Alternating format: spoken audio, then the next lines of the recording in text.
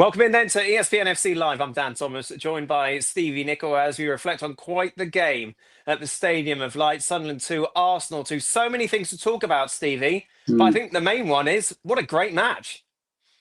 Yeah, it was fantastic. To be honest, I'm sitting watching it. I'm thinking this is more reminiscent of 15, 20 years ago, maybe even my time. I mean, it was a real physical battle. I mean, the amount of head injuries in the first half alone tells you that this really was about high balls and challenges and tackles. And listen, we love to watch lovely silky football, but you can't beat a battle as well. And this from start to finish, 100% was a battle.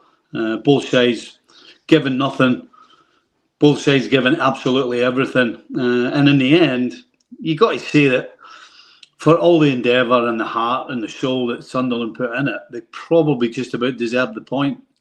Yeah, I think after we saw that great goal from Trossard, you thought, here we go. But to be fair to Sunderland, they showed great character, heads didn't drop. Mm. And with Granit Xhaka in midfield, they weren't allowed to slack off.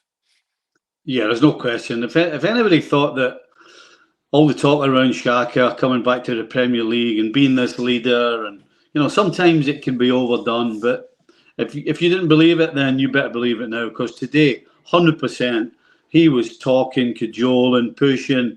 He was doing everything for his teammates. I mean, you talk about showing his experience. At the same time, the equaliser. After Sunderland went ahead in the first half and really just didn't give an inch to Arsenal. They just. I spoke earlier on and a couple of weeks ago talking about how Arsenal are possibly the most physical team in Europe, or the biggest and strongest. Well, today we found another one because Sunderland were big and strong. And actually, the way the equaliser came about disappointed me because, particularly in that first half, Sunderland didn't overplay, didn't try and be too clever from coming out from the back. They played good balls forward. They weren't just kicking it. They were actually dropping balls into Isidore, who was great holding the ball up with Gabriel and Saliba all over him. And then in the second half, when they try to play it out short, and Saliba gives it away, and the ball ends up in the back of the net with Saka with a good finish in the post. You kind of smelt trouble. And then, as you said, Trossard seconds. It's a beautiful strike. And probably the only time in this game where, from a defensive point of view, Sunderland didn't close the ball properly. And he got half a yard, and my goodness, he buried it.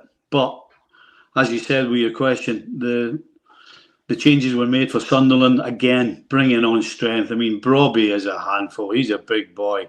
And and he didn't waste any time in letting Saliba and Gabriel know he was there. And his finish was fantastic. Again, from a fight ball into the box.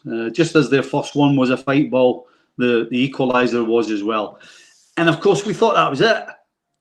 But last gasp, Arsenal, Calafiori with a header at the back post. Goalkeeper's done well. Giving it the Schmeichel star jump. The ball's come out.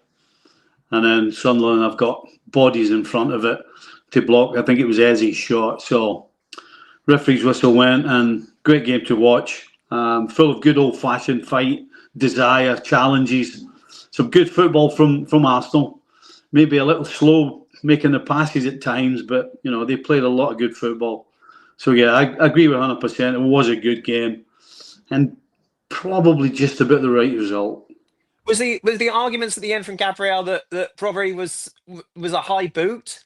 Yes. But Gabriel was quite low. He was shorter than me. Yeah. Yeah. Listen, when the ball goes in your net, Dan, the first thing you can think about is how can I complain about something to try and change the referee's mind. Unfortunately, not only you got to convince the referee, but you got to convince VAR as well. And that wasn't happening. There was nothing wrong with the goal. There really wasn't that much contact from Brobbey on Gabriel. And if anything, it was probably Raya in goal that caught Gabriel more than Brobbey. The last two seasons, of course, have seen the three teams that have been promoted from the Championship go straight back down. Sunderland very much the exception to the rule. What can others learn from what we've seen from Sunderland so far when you're playing the likes of Arsenal? Or have they recruited specifically for this type of style? Wow.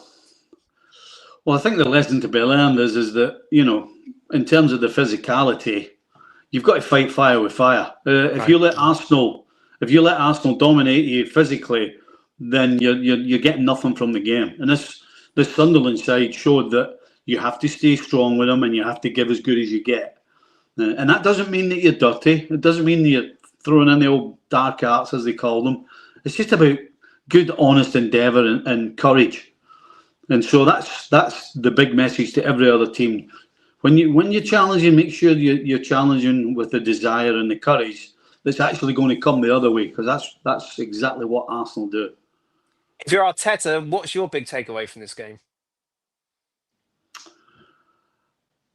That's a tough one. I mean, Are you disappointed? Are you taking that point? Like, obviously, you were so close to coming back and getting the win to extend your lead at the top of the table. How much is this 2 points dropped, or how much you turn the page and go, look, it's a tough place to go. We've seen that already this season. It may only be Sunderland, but it's going to be very difficult for teams to come here and dominate. So yeah, you kind of think, right, move on to the next one. yeah. Initially, you're going to be disappointed. Initially, it's the thought's going to be you threw 2 points away. But then once all the emotions taken out of it, and you look at it in the cold light of day, you certainly did enough in football terms to win the game. You were the better side in terms of football. You can't question the commitment. And at the end of the day, the 2 goals they lost, from a coaching point of view, are nothing to do with anything other than just a little bit unfortunate. The other team just got a flick on it. It really does depend how you lose goals. If you're losing goals by getting played through, if you're losing goals by teams just being too quick for you, too strong, too whatever, But at the end of the day, the 2 goals have come from balls thrown in the box, basically, nothing other than that. And so, yes, you can be disappointed. You don't win the first header, or you don't win the second ball. But if that's the only problem you have, then it's not the worst problem to have. And again, as you said, they'll understand that any team now coming to Sunderland is going to have to be at the very best in order to beat Sunderland. So this hasn't planted too many seeds of doubt when it comes to Arsenal going all the way. No, not at all. Absolutely not. No. Listen, Arteta knows that they weren't going to win every single game between now and the end of the season.